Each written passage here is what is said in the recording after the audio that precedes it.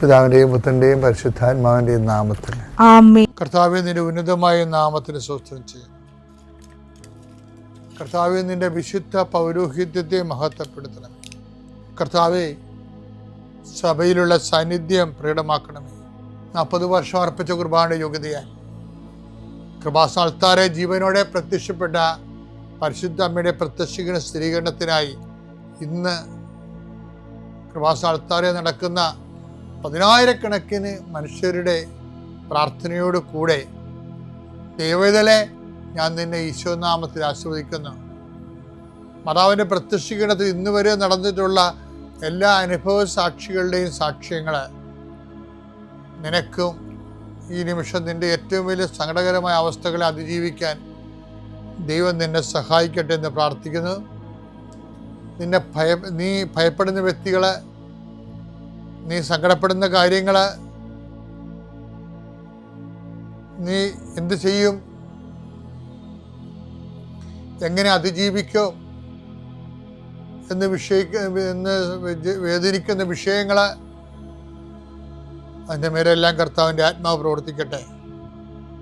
കർത്താവേ, ആശുപത്രി കഴിയുന്നവരെ, കർത്താവേ, ഓരോരോ ജീവിക്കാൻ വേണ്ടി ഓരോരോ ജോലിക്ക് പോകുന്നവരെ, ജോലി അന്വേഷിച്ച് പോകുന്നവരെ, ജോലി നഷ്ടപ്പെട്ടവരെ, വിസ പ്രോസസ്സിംഗ് ഇരിക്കുന്നവരെ, വിസ നഷ്ടപ്പെട്ടു പോയവരെ, പുതുക്കാൻ വേണ്ടി പരിശ്രമിക്കുന്നവരെ, നാട്ടിലെ ജോലിക്ക് ശ്രമിക്കുന്നവരെ, അതിൻ്റെ പരീക്ഷ എഴുതുന്നവരെ, അതിൻ്റെ പരീക്ഷ റിസൾട്ട് കാത്തിരിക്കുന്നവരെ, കർത്താവേ, പലതരത്തിലുള്ള ജപ്തി നടപടികൾ, പലതരത്തിലുള്ള കോടതി കേസുകൾ, പലതരത്തിലുള്ള ഒത്തുതീർപ്പ് ചർച്ചകൾ, എൻ്റെ കർത്താവിൻ്റെ ഉന്നതമായ നാമത്തിൽ ഈ പ്രാർത്ഥന കൂടുന്ന നിനക്ക് മാതാവിൻ്റെ പ്രത്യേക സാന്നിധ്യം ഞാൻ ഉറപ്പു തരികയും അമ്മ നിന്നെ സഹായിക്കുകയും ഈശോ നിന്നെ അനുഗ്രഹിക്കുകയും. അമ്മേ പരിശുദ്ധ അമ്മേ, അമ്മേ പരിശുദ്ധ ദൈവമാതാവേ, കൃപാസനത്തിലൂടെ ഞങ്ങൾക്കും ഞങ്ങളുടെ ദേശത്തിനും അമ്മ മധ്യസ്ഥം തേടി തന്ന എല്ലാ അനുഗ്രഹങ്ങൾക്കും കൃപകൾക്കും ഞങ്ങളിപ്പോൾ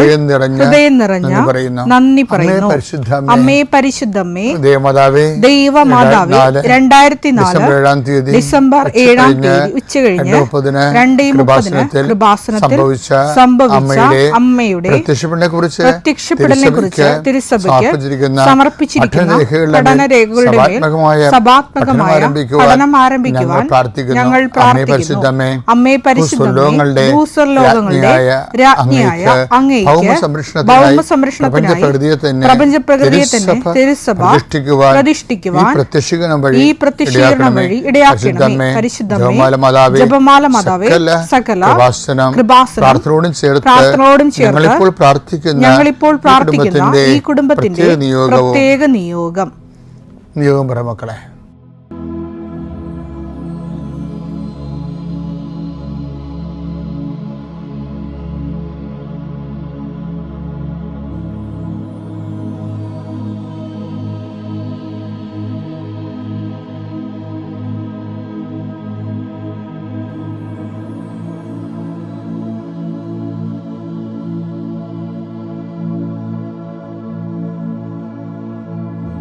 അമ്മയുടെ പ്രത്യക്ഷീകരണത്തിന്റെ ഈ അനുഗ്രഹവേളയിൽ ഞങ്ങൾക്ക് സാധിച്ചു തരുവാൻ കനിയണമേ. ആമേൻ. ഈ ജീവിക്കുക വയലിലെ ചെടി പോലെ വളരാനാണ് നമ്മൾ ഇന്നലെ ഈശോ പറഞ്ഞത്. പക്ഷെ അങ്ങനെ വളരുമ്പോഴും എങ്ങനെയെങ്കിലും ജീവിക്കുക എന്നുള്ളതല്ല, അഭിമാനത്തോടെ ജീവിക്കാൻ ദൈവം നമ്മളെ സഹായിക്കും. അതാ വചനത്തിലുണ്ട്. 16:8 വായിച്ച എസെക്കിയേലിന്റെ ഞാൻ വീണ്ടും ദൈവം വീണ്ടും നിന്റെ അടുക്കലൂടെ കടന്നുപോയി നിന്നെ നോക്കി നിനക്ക് വിവാഹപ്രായമായെന്ന് ഞാൻ മനസ്സിലാക്കി. എന്റെ മേലങ്കി കൊണ്ട് നിന്റെ നഗ്നത ഞാൻ മറച്ചു. ഞാൻ നിന്നോട് സ്നേഹവാഗ്ദാനത്തോടെ ഒരു ഉടമ്പടി ചെയ്തു.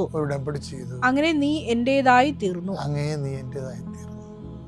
അപ്പോൾ ഇതിൻ്റെ അകത്ത് വരണത് ഒരു മനുഷ്യൻ്റെ ജീവിതത്തിൻ്റെ എല്ലാ അഭിമാനത്തോടെ ജീവിക്കാനും ജീവിതത്തിൻ്റെ കർമ്മവും ദൗത്യവും പൂർത്തീകരിക്കാൻ ആവശ്യമായതെല്ലാമാണ് ദൈവവുമായിട്ടുള്ള ഉടമ്പടി ബന്ധത്തിലൂടെ ദൈവം നമുക്ക് നൽകുന്നത്. അത് എപ്പോഴും എൻ്റെ മക്കൾ വിചാരിക്കണേ, എന്തിനാ ഉടമ്പടി എന്ന് ചോദിച്ചു കഴിഞ്ഞാൽ ഒറ്റ ഉത്തരവേ ഉള്ളൂ. എന്തിനാണ്? ദൈവത്തിൻ്റെ സ്വന്തമാകാനും, സ്വന്തമായി അഭിമാനത്തോടെ ജീവിക്കാനും, മനുഷ്യന്മാരെ ആശ്രയിക്കുന്നതിനേക്കാൾ കർത്താവിൽ ആശ്രയിച്ച് ജീവിക്കാനുള്ള തൻ്റെ ഇടമാണ് നമുക്ക് ഉടമ്പടി വിശ്വാസ പ്രമാണം. സർവശക്തനായ പിതാവും ആകാശത്തിന്റെയും ഭൂമിയുടെയും സൃഷ്ടാവുമായ ദൈവത്തിൽ ഞാൻ വിശ്വസിക്കുന്നു. അവിടുത്തെ ഏകപുത്രനും ഞങ്ങളുടെ കർത്താവുമായ ഈശോമിശിഹായിലും ഞാൻ വിശ്വസിക്കുന്നു. ഈ പുത്രൻ പരിശുദ്ധാത്മാവിനാൽ ഗർഭസ്ഥനായി കന്യകാമറിയത്തിൽ നിന്ന് പിറന്ന് പൊന്തിയോസ് പീലാത്തോസിന്റെ കാലത്ത് പീഡകൾ സഹിച്ച് കുരിശിൽ തറയ്ക്കപ്പെട്ട് മരിച്ച് അടക്കപ്പെട്ട് പാതാളങ്ങളിൽ ഇറങ്ങി മരിച്ചവരുടെ ഇടയിൽ നിന്ന് മൂന്നാം നാൾ ഉയർത്ത് സ്വർഗത്തിലേക്ക് എഴുന്നള്ളി സർവശക്തിയുള്ള പിതാവായ ദൈവത്തിന്റെ വലതുഭാഗത്തിരിക്കുന്നു. അവിടെ നിന്ന് ജീവിക്കുന്നവരെയും മരിച്ചവരെയും വിധിക്കുവാൻ വരുമെന്നും ഞാൻ വിശ്വസിക്കുന്നു. പരിശുദ്ധാത്മാവിലും ഞാൻ വിശ്വസിക്കുന്നു. വിശുദ്ധ കത്തോലിക്കാ സഭയിലും പുണ്യവാന്മാരുടെ ഐക്യത്തിലും പാപങ്ങളുടെ മോചനത്തിലും ശരീരത്തിന്റെ ഉയർപ്പിലും നിത്യമായ ജീവിതത്തിലും ഞാൻ വിശ്വസിക്കുന്നു. ആമേൻ. സുഖസ്ഥനായ ഞങ്ങളുടെ പിതാവേ, അങ്ങയുടെ നാമം പൂജിതമാകണമേ. അങ്ങയുടെ രാജ്യം വരണമേ. അങ്ങയുടെ തിരുമനസ് സ്വർഗത്തിലെ പോലെ ഭൂമിയിലും ആകണമേ. അന്നു വേണ്ടുന്ന ആഹാരം ഇന്ന് ഞങ്ങൾക്ക് തരണമേ. ഞങ്ങളോട് തെറ്റ് ചെയ്യുന്നവരോട് ഞങ്ങൾ ക്ഷമിക്കുന്നത് പോലെ ഞങ്ങളുടെ തെറ്റുകൾ ഞങ്ങളോടും ക്ഷമിക്കണമേ. ഞങ്ങളെ പ്രലോഭനത്തിൽ ഉൾപ്പെടുത്തരുതേ, തിന്മയിൽ ഞങ്ങൾ രക്ഷിക്കണമേ. ആമേൻ. നന്മ നിറഞ്ഞ മറിയമേ, സ്വസ്തി. കർത്താവ് അങ്ങയുടെ കൂടെ സ്ത്രീകളിൽ അങ്ങ് അനുഗ്രഹിക്കപ്പെട്ടവളാകുന്നു. അങ്ങയുടെ ഉദരത്തിൻ ഫലമായി ഈശോ അനുഗ്രഹിക്കപ്പെട്ടവനാകുന്നു. പരിശുദ്ധ മറിയമേ, തമ്പുരാന്റെ അമ്മേ, പാപികളായ ഞങ്ങൾക്ക് വേണ്ടി ഇപ്പോഴും ഞങ്ങളുടെ മരണസമയത്തും തമ്പുരാനോട് അപേക്ഷിക്കണമേ. ആമേൻ. ഒരു പ്രാർത്ഥന എൻജിനീയറിങ് ചെയ്ത് നോക്കണം ഓരോ കാര്യം. അതായത് നീ ഇപ്പോൾ എൻ്റെ അമ്മ എൻ്റെ ആശ്രയമേ അല്ലെങ്കിൽ, പക്ഷേ ദാറ്റ്സ് ഓക്കെ. പക്ഷേ ആ പ്രാർത്ഥന വർക്കൗട്ട് ചെയ്യണമെങ്കിൽ എന്താണ് നിൻ്റെ ഇൻവെസ്റ്റ്മെൻറ്റ് അവിടെ? ഇപ്പം not by merit but by grace എന്ന് പറയുന്ന ആ ഗ്രേസ് തന്നെ ഉണ്ടാകണമെങ്കിൽ ഇപ്പം നിൻ്റെ യോഗ്യതയല്ല, ദൈവത്തിൻ്റെ കൃപ കൊണ്ടെന്ന് പറയും. പക്ഷെ ദൈവത്തിൻ്റെ കൃപ നിന്നോട് കാണിക്കണമെന്ന് എന്താണ് നിർബന്ധം? അല്ലേ? Efesians 2:8 എന്താണ്? ഒരു പ്രാർത്ഥന വർക്കൗട്ട് ചെയ്യുന്ന ഗ്രൗണ്ട് എന്താണ്? നിൻ്റെ യോഗ്യതയാലല്ല, ദൈവത്തിൻ്റെ കൃപ കൊണ്ട്. ഓക്കെ, ക്ലിയർ അല്ലേ? ദൈവത്തിൻ്റെ കൃപ കൊണ്ട് മെറിറ്റിലില്ലാത്ത വിഷയങ്ങൾ, യോഗ്യതയില്ലാത്ത വിഷയങ്ങൾ നമുക്ക് ഗ്രേസ് വർക്കൗട്ട് ചെയ്യുമല്ലോ. പക്ഷേ ഗ്രേസിന് വർക്കൗട്ട് ചെയ്യണമെങ്കിൽ വാട്ട് ഈസ് യുവർ ഇൻവെസ്റ്റ്മെൻറ്റ്? നിൻ്റെ ആ ഗ്രേസ് വർക്കൗട്ട് ചെയ്യണമെങ്കിൽ നിനക്ക് അതിൻ്റെ അകത്ത് ഇൻവെസ്റ്റ്മെൻറ്റ് എന്താ? എന്തെങ്കിലും ഇൻവെസ്റ്റ്മെൻറ്റ് ഇല്ല, ഒന്നും വർക്കൗട്ട് ചെയ്തില്ലല്ലോ. ഇല്ലേ, ഞാൻ സംസാരിക്കുന്നു, നിങ്ങൾ സ്വരത്തിൽ കേൾക്കുന്നു, എന്താ കാര്യം? ഒരു ആംപ്ലിഫയർ ഇരിപ്പുണ്ട് അവിടെ, അതുകൊണ്ടാണ്. അല്ലേ? എന്തെങ്കിലും സംഭവം നടക്കണമെങ്കിൽ അതിൻ്റേതായിട്ടുള്ള പെക്കൂലിയർ കറസ്പോണ്ടിങ് ഫോർമാറ്റുകൾ ഉണ്ടാകണം. ഗ്രേസ് വർക്കൗട്ട് ചെയ്യണം. അതിന് നിൻ്റെക്ക് അനുകൂലമായി നിൻ്റെ ഗ്രേസ് വർക്കൗട്ട് ചെയ്യുന്ന സാഹചര്യം എന്താണ്? അത് നിങ്ങൾ ഉടമ്പടിയിൽ അന്വേഷിക്കണം. ഉടമ്പടി എങ്ങനെ വർക്കൗട്ട് ചെയ്യണതെന്ന് നോക്കണം. എങ്ങനെയാണ് അത് ലിങ്കിനിൻ്റെ ആകണത്? ഇപ്പോൾ ബൈക്ക് നമ്മൾ സ്റ്റാർട്ട് ചെയ്യുന്നു, ആദ്യം ബാറ്ററി കൊണ്ടാണ് അത് കത്തിക്കണത്, അല്ലേ? അല്ല, പെട്രോൾ കൊണ്ടല്ലല്ലോ കത്തിക്കണ ബൈക്ക്, അല്ല, ബാറ്ററി കൊണ്ടാണ് കത്തിക്കണത്. അതുപോലെ അത് സ്റ്റാർട്ട് ചെയ്യണത്, പിന്നെയാണ് പെട്രോൾ അവസാനം ഓടണത്. ഉടമ്പടി എങ്ങനെ ലിങ്ക് ചെയ്യണത്?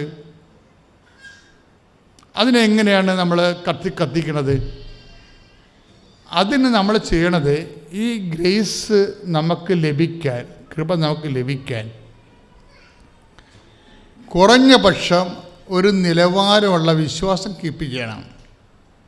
പിടികിടിയ? ഇപ്പം മേരി ഗ്രേസ് തുമ്പോളി, അവരുടെ സാക്ഷ്യം അതാണ്. അവർ അവസാന നിമിഷം വരെ അവരെ ഉടമ്പടി ചെയ്തു, അമ്മേ എനിക്ക് ട്രിവാൻഡ്രത്ത് പോകാൻ പറ്റത്തില്ല, കാര്യം എൻ്റെ പ്രായമായ മാതാപിതാക്കന്മാരും എൻ്റെ കയ്യിരിക്കുന്ന ചോരക്കുഞ്ഞിനെ കൊണ്ട് ഞാൻ എന്ത് ചെയ്യാനാണ്, എനിക്ക് ട്രാൻസ്ഫർ ചേഞ്ച് ചെയ്ത് തരണമെന്ന് പറഞ്ഞു. കാര്യം അവരെ സംബന്ധിച്ചിടത്തോളം ലക്ഷങ്ങൾ കൊടുത്ത് കയറാൻ വേണ്ടി വേറെ ആൾക്കാർ നിൽക്കണേ. ഇവളാൾക്കാണ് ലക്ഷം കൊടുക്കാനോ 1000 കൊടുക്കാനോ ഒന്നും ഇല്ല. ഇവളുടെ കയ്യിൽ മെറിറ്റില്ല. അതാണ് അതെല്ലാം മെറിറ്റ്, പണമെല്ലാം മെറിറ്റിൻ്റെ സ്ഥാനത്ത് വരുന്നതാണ്. പണം മെറിറ്റിൻ്റെ സ്ഥാനത്ത് വരുന്നതാണ്. അതില്ലല്ലോ. പിന്നെ ഗ്രേസേ വർക്ക് ചെയ്യത്തുള്ളൂ. കൃപയെ നിങ്ങൾ ശ്രദ്ധിക്കണം. അതായത് സാധാരണ ഒരു വിഷയം, നിങ്ങളുടെ ജോലി, വീട്, വിവാഹം, വഴി കിട്ടുക, അല്ലെങ്കിൽ നിങ്ങളുടെ PR, അല്ലെങ്കിൽ നിങ്ങളുടെ ട്രാൻസ്ഫർ, അത് നിങ്ങളുടെ പരീക്ഷ, അല്ലെങ്കിൽ നിങ്ങളുടെ ഇതുപോലുള്ള എല്ലാവിധ ഫിസിക്കാലിറ്റിയിലെ മെയിൻ്റനൻസ് വരുന്ന physical favours of called the blessings. അങ്ങനെ ദൈവാനുഗ്രഹം എന്ന് പറയണത് ഇത് വർക്കൗട്ട് ചെയ്യണമെങ്കിൽ ഒന്ന് മെറിറ്റിൽ വർക്കൗട്ട് ചെയ്യും, നിങ്ങളുടെ യോഗ്യതയാലല്ലെങ്കിൽ പിന്നെ വർക്കൗട്ട് ചെയ്യണത് ഗ്രേസിലാണ്. പക്ഷേ ഗ്രേസ് എന്ന് പറയണത് നിങ്ങളുടെ കൃപ. ഈ കൃപയിൽ വർക്കൗട്ട് ചെയ്യാൻ കൃപ വേണ്ടേ? ഇല്ലേ? കൃപ വേണമല്ലോ. ഈ കൃപ ലഭിക്കാൻ നമ്മളുടെ ഭാഗത്ത് നിന്ന് ഇൻവെസ്റ്റ്മെൻറ്റ് വേണം, നിക്ഷേപം വേണം. ഈ കൃപ ലഭിക്കാൻ വേണ്ടിയുള്ള നിക്ഷേപത്തിൽ ഉടമ്പടി കുറേ അധികം എക്സർസൈസുകളുണ്ട്. ഉടമ്പടിയിൽ നിങ്ങളുടെ കൃപാ നിലവാരം വർദ്ധിപ്പിക്കാൻ വേണ്ടി ഈശോ പറഞ്ഞിട്ടുള്ള കുറേ കാര്യങ്ങളുണ്ട്. എന്താണ്? നിങ്ങൾ എന്നെ സ്നേഹിക്കുന്നവൻ, ബേസിക്കായിട്ട് എന്നെ സ്നേഹിക്കുന്നവൻ എൻ്റെ കൽപ്പന പാലിക്കും. എൻ്റെ കൽപ്പന എന്ന് പറയണതിൻ്റെ അകത്ത് കുറേ ഉണ്ട്. എന്തൊക്കെയാണ്? ഞാൻ രോഗിയായിരുന്നു, നിങ്ങൾ എന്നെ സന്ദർശിച്ചു. ഞാൻ കാരാഗ്രഹവാസിയായിരുന്നു, നിങ്ങൾ എന്നെ സന്ദർശിച്ചു. എനിക്ക് വിശന്നു, നിനക്ക് ഭക്ഷണം തന്നു. ഞാൻ നഗ്നനായിരുന്നു, നിങ്ങൾ എന്നെ ഉടുപ്പിച്ചു. സോ ഇതെല്ലാം ഗ്രേസ് ഫോർമേറ്റ് ചെയ്യാൻ വേണ്ടിയുള്ള എക്സർസൈസുകളാണ്. അപ്പം നിങ്ങളെ പത്രമൊക്കെ വാങ്ങിച്ച് കൊടുക്കുമ്പോഴൊക്കെ ശ്രദ്ധിക്കണം എന്താണ് സംഭവിക്കണമെന്ന്. കാര്യം എന്താണ്? ഒരു രോഗിക്ക് നമ്മളൊരു വസ്ത്രം കൊടുക്കുന്നതിനേക്കാളും ഭയങ്കരമാണ് ഒരു പത്രം വാങ്ങിച്ച് കൊടുക്കണം. എന്താ കാര്യം വെച്ചാൽ രണ്ടാണ്. ഒന്ന് ഈശോനെ കൊടുക്കുകയാണ്, മറ്റത് ഈശോയുടെ വാക്ക് പ്രകാരം നമ്മളെ കൃപ ആർജിക്കാൻ വേണ്ടി ഒരു കൃപാവര പ്രവൃത്തി ചെയ്യണം. മറ്റത് പ്രേക്ഷിത പ്രവർത്തനമാണ്. പത്രം കൊടുക്കുന്നത് എന്താണ്? കൃപാവര പ്രവർത്തനമല്ല. എന്താണ്? പ്രേക്ഷിത പ്രവർത്തനമാണ്. എന്താണ്? അത് വിശ്വാസം കൊടുക്കുകയാണ് ആൾക്കാർക്ക്. വസ്ത്രം കൊടുക്കുന്നതും വിശ്വാസം കൊടുക്കുന്നതും തമ്മിൽ, വിശ്വാസം കൊടുത്താൽ അവർക്ക് തന്നെത്താൻ വസ്ത്രം ഉണ്ടാക്കാൻ പറ്റും, വിശ്വാസം കൊടുത്തു കഴിഞ്ഞാൽ. ഇപ്പോൾ മേരി ഗ്രേസിൻ്റെ വിഷയം എന്താണ്? മേരി ഗ്രേസിന് വീണ്ടും വിളിപ്പിക്കും അവർ ഓഫീസിലോട്ട്. എന്നിട്ട് പറയും, മാഡം പ്രിൻസിപ്പൾ പറയും, നീ വേണ്ടത്തെ പോകണം, ലാസ്റ്റ് ഡേറ്റ് നാളെയാണെന്ന് പറയും. അപ്പോൾ ഇവൾ ചിന്തിച്ചില്ല, ഞാൻ ഉടമ്പടി എടുത്തിട്ടുണ്ടല്ലോ, അമ്മ ഇതിൻ്റെ ഇടപെട്ടില്ലായിരിക്കുമോ, ഞാൻ പോകേണ്ടി വരുമോ, പോയേക്കാം അല്ലേ, കഷ്ടപ്പാടായിരിക്കുമല്ലോ എന്നല്ല ചിന്തിച്ചത്. മറിച്ച് മേരി ഗ്രേസ് ചിന്തിച്ചത് എന്താണ്? നോ, ഇവരിപ്പോൾ ഇങ്ങനെ ഇരുന്നിട്ട് പറയുന്നില്ലേ ഞാൻ ട്രിവാൻഡ്രത്ത് പോകണമെന്ന്. അവസാനം ഇവരെന്നോട് പറയും, മാതാവ് ഇവരെ കൊണ്ട് പറയിപ്പിക്കും, നീ ട്രിവാൻഡ്രത്ത് പോകണ്ടെന്ന്. അതാണ് വിശ്വാസം എന്ന് പറയണത്. മനസ്സിലായേ? ഇവിടെയാണ് ചില ആൾക്കാർ ബാലികേറാൻ മലയെന്ന് പറഞ്ഞ ഇതാണ്. ഇപ്പം ഇവർ അവസാന നിമിഷം വരെ ആ വിഷയം മോശമായിട്ട് തന്നെയാണ് നീങ്ങണത്, ഇല്ലേ? ആ വിഷയം അവസാനം വരെ എതിരായിട്ടാണ് നീങ്ങണത്. ഇപ്പം സ്ഥലത്തിൻ്റെ ജപ്തി ഇപ്പം നടക്കും എന്നൊക്കെ പറഞ്ഞ് കയറി.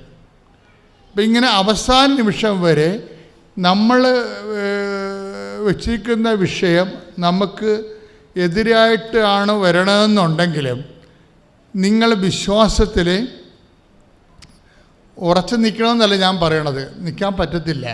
കാര്യം അങ്ങനെ ഉറച്ചു നിൽക്കുന്നത് വേറെ ഒരു തരം വിശ്വാസമാണ്, അനോയിൻറ്റഡ് ഫെയ്ത്ത് എന്ന് പറയും. നിങ്ങൾ പറയണം, കർത്താവേ, ഈ വിഷയം ഏത് പ്രതികൂല കാലാവസ്ഥയിലേക്ക് പോയാലും അവിടെയെല്ലാം സർവൈവ് ചെയ്യാൻ ആവശ്യമായ ഫെയ്ത്ത്, സർവൈവ്ഡ് ഫെയ്ത്ത് എന്ന് പറയും.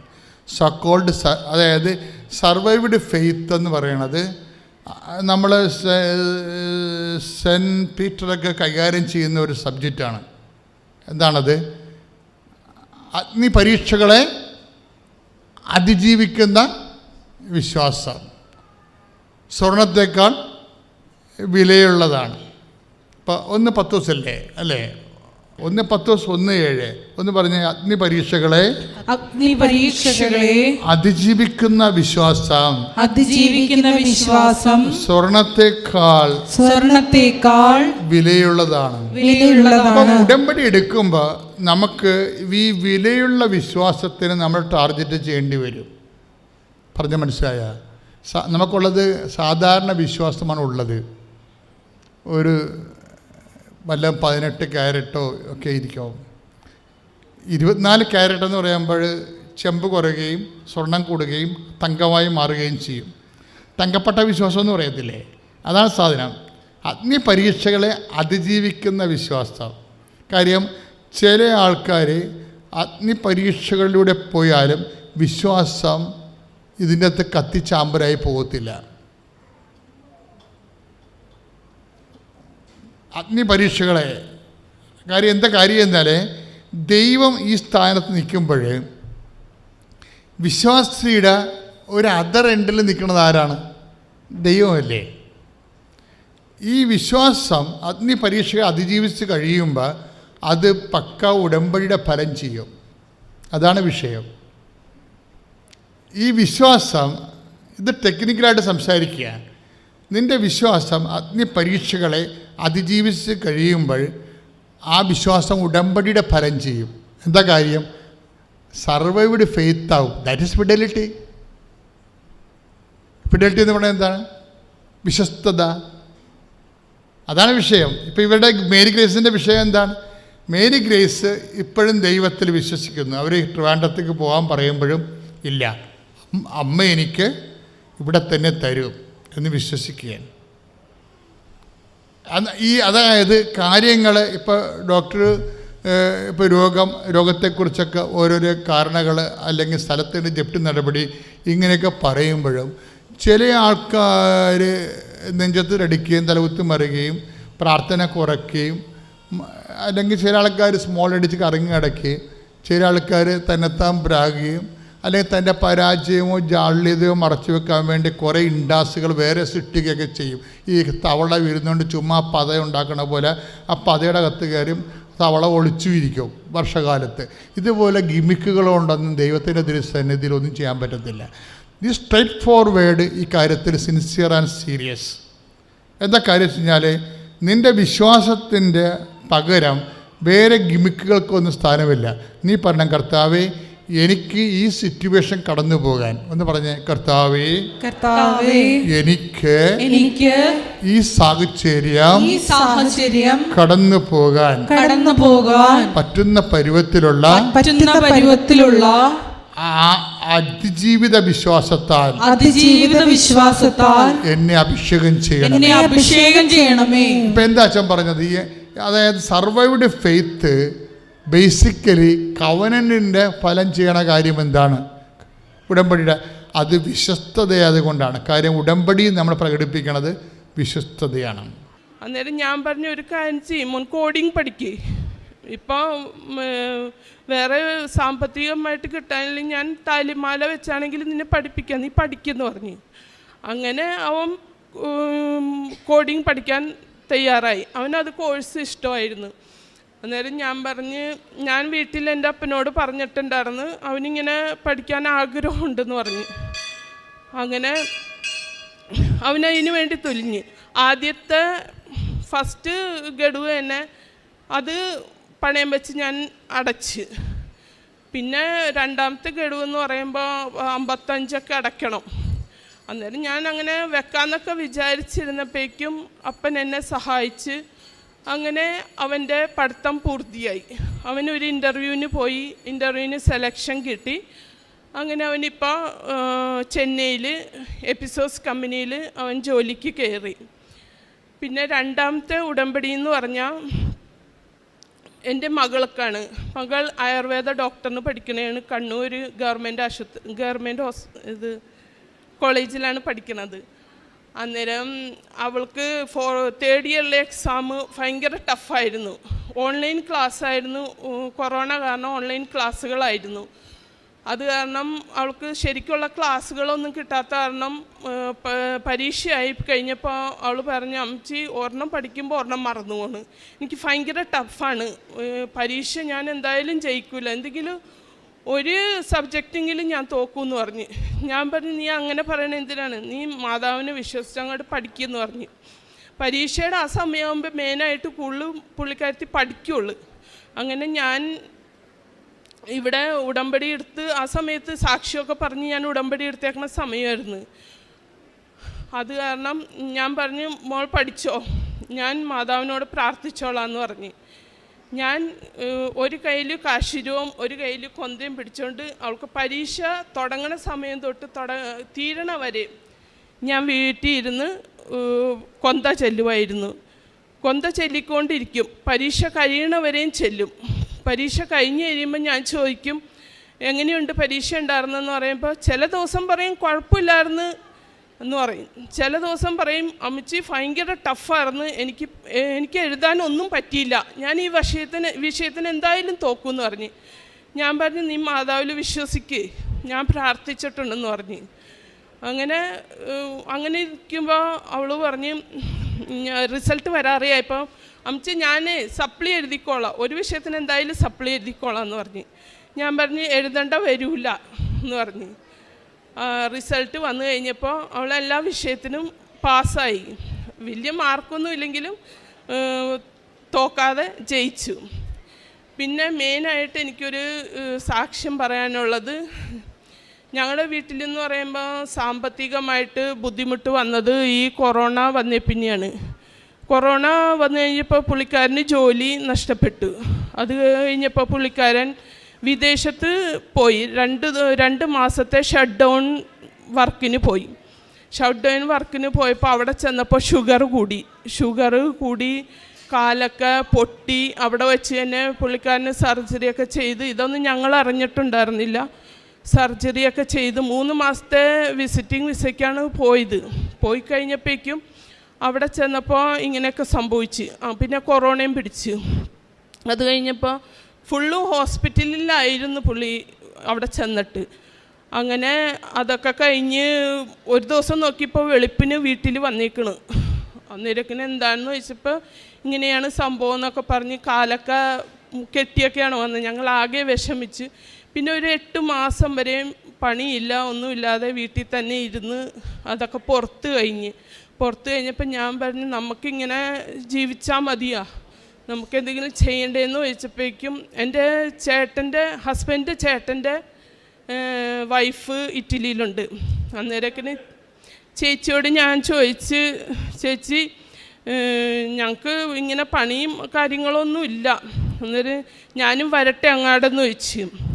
അന്നേരം പുള്ളിക്കാരത്തി പറഞ്ഞ് കയറിപ്പോരെന്ന് പറഞ്ഞ്. പക്ഷെ എങ്ങനെ കയറിപ്പോരുന്നൊന്നും ഞങ്ങൾക്ക് അറിഞ്ഞുകൂടാ. പൈസയും സാമ്പത്തികവും ഒന്നും ഇല്ലാത്ത ഒരവസ്ഥയാണ്. ഞാൻ അന്നേരം പറഞ്ഞ് ഞാൻ അപ്പനോട് ഈ കാര്യം അവതരിപ്പിച്ച്. അപ്പം പറഞ്ഞ് എന്ത് ചിലവ് വരുമെന്ന് ചോദിച്ച്. ഞാൻ പറഞ്ഞു ഒരു 7 ലക്ഷത്തോളം വരും, ഞാൻ ഏജൻറ്റിനെ വിളിച്ച് ചോദിക്കട്ടെ എന്ന് പറഞ്ഞ്. അന്നേരം പുള്ളിക്കാരത്തിയോട് ഏജൻറ്റിൻ്റെ നമ്പറും മേടിച്ച് ഞാൻ വിളിച്ച് ചോദിച്ചപ്പോൾ പറഞ്ഞു, അയാൾ ഫോണിൽ കൂടെ വിളിച്ചപ്പോൾ പറഞ്ഞ് 8 ലക്ഷത്തോളം ആവുമെന്ന് പറഞ്ഞ്. ഞാൻ ഉടമ്പടി കാശ് രൂപം. അന്നേരം ഞാൻ ചേട്ടനോട് പറഞ്ഞ് നമുക്കൊന്ന് ഏജൻറ്റിൻ്റെ അടുത്ത് വരെ ഒന്ന് പോകാം എന്ന് പറഞ്ഞ്. അങ്ങനെ ഞങ്ങൾ 2 പേരും കൂടെ അവിടെ പോയപ്പോൾ ഞാൻ കാശ് രൂപം കൊന്തയും കൊണ്ടുമാണ് പോയത്. അവിടെ ചെന്ന് ഞാൻ കാര്യങ്ങളൊക്കെ ഞങ്ങൾ സംസാരിച്ചപ്പോൾ അയാൾ പറഞ്ഞ് വിസയ്ക്ക് 4.5 ലക്ഷം രൂപയും പിന്നെ പ്ലെയിൻ ടിക്കറ്റും ആവുള്ളൂ എന്ന് പറഞ്ഞ്. അന്നേരം പകുതി തന്നെ മാതാവിൻ്റെ കാശിര്യം കൊണ്ട് ചെന്നപ്പോൾ പകുതി തന്നെ അവിടെ അങ്ങോട്ട് കുറഞ്ഞ്. അപ്പം തന്നെ എനിക്ക് ഒരുപാട് വിശ്വാസം മാതാവിലേക്ക് അങ്ങോട്ട് വന്ന്. ഞാനിങ്ങനെ എൻ്റെ അപ്പനോടും അവതരിപ്പിച്ച്. അന്നേരത്തിന് അപ്പം പറഞ്ഞ് കാര്യങ്ങൾ തുടങ്ങിക്കോ, ഞാൻ എന്താണെന്ന് വെച്ചാൽ ചെയ്യാമെന്ന് പറഞ്ഞ്. അങ്ങനെ ഞങ്ങൾ 25,000 രൂപ പോലും ആ ഏജൻറ്റിന് ഫസ്റ്റ് ഗഡുവ് ആ ഒരു പ്രോസസ്സിങ് തുടങ്ങാനുള്ള പൈസ പോലും കൊടുക്കാൻ ഞങ്ങളുടെ കയ്യിലുണ്ടായിരുന്നില്ല. അങ്ങനെ അപ്പൻ തന്ന് അങ്ങനെ ഞങ്ങൾ പ്രോസസ്സിങ് തുടങ്ങി. പിന്നെ ഞങ്ങൾക്ക് അപ്പോയിൻമെൻറ്റ് കിട്ടുന്നുണ്ടായിരുന്നില്ല. ഞാനൊരു കൊന്ത എന്തെങ്കിലും ഒരു ആവശ്യമുണ്ടെങ്കിൽ ഞാൻ 5 കൊന്ത ഒരു മാസം ആ നിയോഗം വെച്ച് ഞാൻ ചെല്ലുമായിരുന്നു ഒരു ദിവസം. ആ നിയോഗം എന്താണെന്ന് വെച്ചാൽ നമ്മളത് വെച്ച് ഞാൻ ഒരു 5 കൊന്ത ഞാൻ ചെല്ലുമായിരുന്നു. അതെനിക്ക് സാധിച്ച് കിട്ടുകയും ചെയ്യുമായിരുന്നു. അങ്ങനെ ഞാൻ ആ നിയോഗങ്ങൾ വെച്ചിട്ട് ഞാൻ 5 കൊന്ത ചെല്ലി. 5 കൊന്ത ചെല്ലിയപ്പോൾ ഞങ്ങൾക്ക് 25-ാം തീയതി നവംബർ 25-ാം തീയതി ഞങ്ങൾക്ക് അപ്പോയിൻമെൻറ്റ് കിട്ടി ചെന്നൈയിൽ. പക്ഷെ അവിടെ ചെല്ലുമ്പോഴും ലാംഗ്വേജ് പ്രശ്നം, തമിഴാണ്.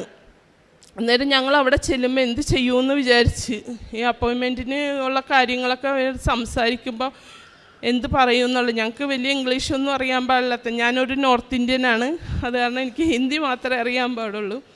അങ്ങനെ ഞാൻ അവിടെ ചെന്നപ്പോൾ ഞാൻ കാശീരം കൊണ്ട് പോയിട്ടുണ്ടായിരുന്നു. കാശീരം വെച്ച് ഞാൻ പ്രാർത്ഥിച്ചുകൊണ്ടിരുന്നു. അങ്ങനെ ഫസ്റ്റ് ഗേറ്റിൽ ചെന്നപ്പോൾ തന്നെ ഞങ്ങൾക്ക് ഒരു പെൺകൊച്ചായിരുന്നു. ആ കൊച്ച് ഹിന്ദിക്കാരത്തിയായിരുന്നു. കൊച്ചിനോട് കാര്യങ്ങളൊക്കെ ചോദിച്ചപ്പോഴേക്കും മുകളിൽ ചെന്നാൽ മതി എന്ന് പറഞ്ഞു. അവിടെ ചെന്നപ്പോഴേക്കും അവിടെ ഇരിക്കുന്നത് 3 മലയാളികൾ ആൺപിള്ളേരാണ്. ഞങ്ങളുടെ ആ ഫ്രാൻസ് വിസയിലേക്കാണ് ഞങ്ങൾ പോയത്. അങ്ങനെ അവിടെ ഇരിക്കുന്നത് 3 മലയാളി ആൺപിള്ളേരാണ്. അങ്ങനെ ഞാൻ അന്നേരം മാതാവിനോട് ഞാൻ പ്രാർത്ഥിച്ചു. അന്നേരം അവർ ഞങ്ങളോട് ഒരു കാര്യവും ഞങ്ങളോട് ചോദിച്ചില്ല. ഞങ്ങളുടെ പേപ്പറുകൾ മേടിച്ച് അപ്പം തന്നെ ഞങ്ങളെ ബയോമെട്രിക്കിലേക്ക് വിട്ടു. അങ്ങനെ ഞങ്ങളുടെ അപ്പോയിൻമെൻറ്റ് അത് കഴിഞ്ഞു. അത് കഴിഞ്ഞ് പിന്നെ വിസയ്ക്ക് വേണ്ടിയുള്ള പ്രോസസ്സിങ് ആയിരുന്നു. ഞാൻ എല്ലാ ദിവസവും ഉടമ്പടി പ്രാർത്ഥന എന്ന് പറഞ്ഞാൽ ഞാൻ ആ 5:30 മാത്രമല്ല, എനിക്ക് എപ്പോൾ തോന്നുന്നു അപ്പോഴൊക്കെ ഞാൻ ഉടമ്പടി പ്രാർത്ഥന ചെല്ലുമായിരുന്നു. എനിക്ക് ഇങ്ങനെ 5:30 തന്നെ ചെല്ലണമെന്നില്ല. ഞാൻ 5:30 ചിലപ്പോൾ 4:30 എഴുന്നേൽക്കുമ്പോൾ ആ സമയത്ത് എൻ്റെ മനസ്സിൽ ഞാൻ കിടന്നുകൊണ്ടാണെങ്കിലും ഞാൻ ഉടമ്പടി പ്രാർത്ഥന ചൊല്ലിക്കൊണ്ടിരിക്കുമായിരുന്നു. അങ്ങനെ എനിക്ക് നന്മ നിറഞ്ഞമ്മയാണ് ചെല്ലണമെന്ന് തോന്നുകയാണെങ്കിൽ അത് ചെല്ലും, അല്ലെങ്കിൽ വിശ്വാസ പ്രമാണമാണ് ചെല്ലണമെന്ന് തോന്നുമ്പോൾ അതും അങ്ങനെ ചെല്ലുമായിരുന്നു. പക്ഷെ ഉടമ്പടി പ്രാർത്ഥന ഞാൻ എപ്പോഴും ചെല്ലുമായിരുന്നു. അങ്ങനെ വിസയ്ക്ക് പ്രോസസ്സിങ് നടന്നുകൊണ്ടിരുന്നു. അന്നേരം ഞാനിങ്ങനെ പ്രാർത്ഥിച്ചുകൊണ്ടിരുന്നു. അന്നേരം ഞാൻ മോൻ്റെ അന്നേരം സാക്ഷ്യം പറഞ്ഞിട്ടില്ല, ജോലി കിട്ടിയില്ല. അന്നേരം ഞാൻ പറഞ്ഞു, മാതാവേ ഞാൻ എന്തായാലും വരും, എൻ്റെ വിസയുടെ ഇതും കൂടെ കിട്ടിക്കഴിഞ്ഞാൽ ഞാൻ ഇവിടെ വന്ന് സാക്ഷ്യം പറഞ്ഞേക്കാമെന്ന് ഞാൻ പറഞ്ഞു. അങ്ങനെ ഈ പ്രാർത്ഥിച്ചുകൊണ്ടിരുന്ന ഈ മാസം 9-ാം തീയതി ഞങ്ങൾക്ക് വിസ വന്നു. ഞങ്ങൾ അടുത്ത് തന്നെ ഇറ്റലിയിലേക്ക്